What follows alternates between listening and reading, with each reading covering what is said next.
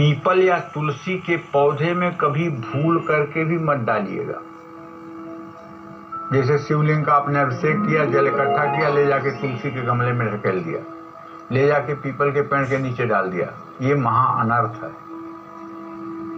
शिवलिंग पर नारियल तो चढ़ाया जाता है, लेकिन नारियल के पानी से शिवलिंग का अभिषेक नहीं करना चाहिए। कभी भी शिवलिंग पर चढ़ाए गए फूल, चंदन और इत्र को सूंघना नहीं चाहिए। शिवलिंग पर जलीय पदार्थ अर्पित करते समय उसकी धारा बनाकर अर्पित करना चाहिए। ये कैसे संभव हुआ? एक पीतल या चांदी की श्रृंगी हो, तांबे की भी श्रृंगी हो सकती है, लेकिन उसमें कोई मीठी चीज आप नहीं डाल सकते हैं, और श्रृंगी के आगे गाय का मुंह बना हुआ हो, गोमुख बना हुआ, और उसी श्रृंगी से जल दूध की धारा शिवलिंग पर अर्पित करनी चाहिए। और कुछ ठोस पदार्थ अर्पित करते समय दोनों हाथों से उसे शिवलिंग पर लगाएं। शिवलिंग पर कुछ भी अर्पित करें, अंत में जल जरूर अर्पित करें। शिवलिंग पर तामसिक चीजें बिल्कुल नहीं अर्पित करनी चाहिए। शिवलिंग पर हमेशा दूध, जल, काले तिल चढ़ाने के बाद ही बेलपत्र चढ़ाएं। शिवलिंग की नहीं, शिव मंदिर की भी आधी परिक्रमा करनी चाहिए, क्योंकि मंदिर के बाहर भी तो अर्घा का जल निकलता है, इसलिए उस अर्घा की नाली को क्रॉस नहीं करना चाहिए। शिवलिंग पूजन से पहले मां पार्वती का पूजन कर लेना चाहिए। देखिए, शिव में जो ई लगा हुआ है, शिव में जो ई लगा हुआ है, ये शक्ति का वाचक है। अगर शिव में से ई निकाल लिया जाए तो क्या बचेगा? सौ। शिव में से अगर ई निकाल लिया, ई शक्ति का वाचक है, तो अगर शिव में से ई निकाल लिया जाए तो बचेगा 100, अर्थात भगवान शिव भी शक्ति से विलग होने पर 100 के समान हो जाएंगे। तो इसलिए शक्ति के साथ ही शिव की आराधना का विधान शास्त्रों में कहा गया है। वैसे अब क्या करेंगे? यद्यप शुद्धम लोक विरुद्धम ना करणीयम ना चरणीयम। अब इस समय शहरों में रहने वाले लोग कहां से गैया का दूध निकाल करके ले आकर के शिवलिंग करेंगे? जरा सोचिए।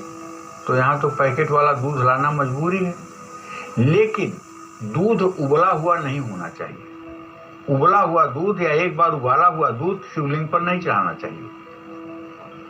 गाय का दूध मिल जाए, गाय की दही मिल जाए तो ये सर्वोत्तम है। लेकिन अगर गाय का दूध नहीं मिलता है तो जो पैकेट वाला दूध मिलता है उसी को आप गाय का दूध मान करके और भगवान शिव से प्रार्थना करके उसी से अभिषेक कर लीजिए, कुछ भी बुरा नहीं होगा। क्योंकि देश काल परिस्थिति के अनुसार, अरे एक कमल का फूल कम पड़ गया था तो भगवान राम ने अपने धनुष बाण से अपनी आंखों को निकाल करके शिवलिंग के सामने प्रस्तुत कर दिया था कमल की जगह। वो कमल नयन हो गए, तब से उनको सब कमल नयन कहने लगे। कथाएं तो बहुत हैं, लेकिन सही बात यह है कि अगर किसी चीज का अभाव है या कोई चीज देश काल परिस्थिति के अनुकूलता से नहीं मिल पा रही है, जैसे मान लीजिए आपने अपने घर में शिवलिंग रखा हुआ है, पारे का शिवलिंग है, स्फटिक का शिवलिंग है या नर्मदेश्वर का शिवलिंग है, और आप उसकी रोज पूजा करते हैं, और मान लीजिए आपको 15 दिन के लिए घर से बाहर जाना है, तो लड्डू गोपाल को लेकर तो आप घूम सकते हैं, लेकिन शिवलिंग को लेकर के घूमने का अधिकार तो कहीं शास्त्र में नहीं है। शिवलिंग तो केवल कांची कामकोटि के जो शंकराचार्य हैं उन्हीं के साथ चल शिवलिंग रहता है, बाकी पूरे विश्व में किसी के साथ शिवलिंग लेकर चलने का शास्त्र सम्मत विधान नहीं है। तो भैया क्या करोगे आप? इसके लिए आपको खूब ढेर सारे बेलपत्र तोड़कर उस पे अष्टगंध से राम राम लिख करके पूरे शिवलिंग को ढक देना चाहिए, और उसके ऊपर चांदी के बने हुए बेलपत्र, उस पे राम राम लिखा हुआ हो, ऐसे 3 बेलपत्र के ऊपर रख देना चाहिए, और उसके बाद शिव से प्रार्थना करके 10 दिन, 5 दिन, 15 दिन के लिए घर बंद करके जितने दिनों के लिए आप जाना चाहते हैं जा सकते हैं, तब आपको दोष नहीं लगेगा। और शिवलिंग को ऐसे ही छोड़ करके चला जाना ये दोष कारक है, क्योंकि जब आप 15 दिन नहीं रहेंगे तो जलहरी का जल भी खत्म हो जाएगा, शिवलिंग पर जल भी नहीं गिरेगा।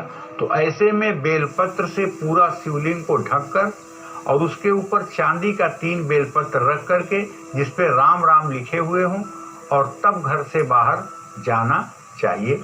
जय मां विंध्यवासिनी।